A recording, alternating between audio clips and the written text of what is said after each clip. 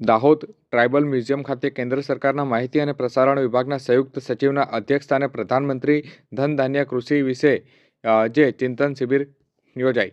આ તારીખ 5/12/2025 શુક્રવારના રોજ સાંજે 4 કલાકે આપેલ માહિતી અનુસાર દાહોદ જિલ્લાના દાહોદ ખાતે આવેલા ટ્રાઇબલ મ્યુઝિયમ ખાતે ભારત સરકારના માહિતી અને પ્રસારણ વિભાગના સંયુક્ત સચિવ કે નિરાલાના અધ્યક્ષસ્થાને પ્રધાનમંત્રી ધન ધાન્ય વિશે કૃષિ યોજના વિશે ચિંતન શિબિરનું આયોજન કરાયું હતું।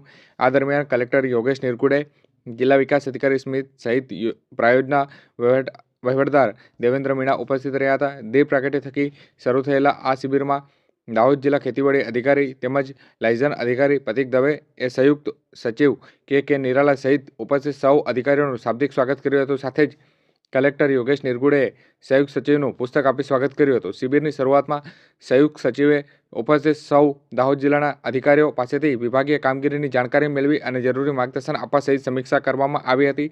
એ સાથે વિભાગીય કામગીરી સ્ટેટસ લેવલ સુધારવા માટે સતત પ્રયત્નશીલ રહેવા માટે સૂચનો આપ્યા હતા।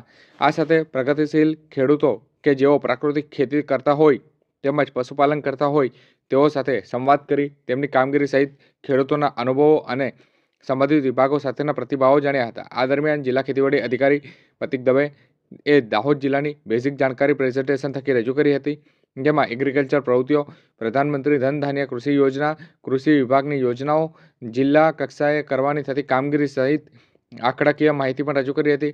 દાહોદ જિલ્લા કલેક્ટર યોગેશ નિરગુડેએ પણ અને જિલ્લા વિકાસ અધિકારી સ્મિત સાહેબ તેમજ દાહોદ જિલ્લા વિશે પ્રાથમિક જાણકારી જેવી કે સિંચાઈ, લોકોને પીવાના પાણી માટે વિવિધ પ્રોજેક્ટ વિશે વિગતે જાણકારી આપવામાં આવી હતી। ને પ્રોબ્લેમ હોય તો એનું સોલ્યુશન પણ હોય એ જ જરૂરી છે, તો ફક્ત પ્રયત્નો, મહેનતથી જવાબદારીની એમ કહેતા સંયુક્ત સચિવ કે નિરાલાએ સૌ અધિકારીઓને માર્ગદર્શન આપ્યું હતું।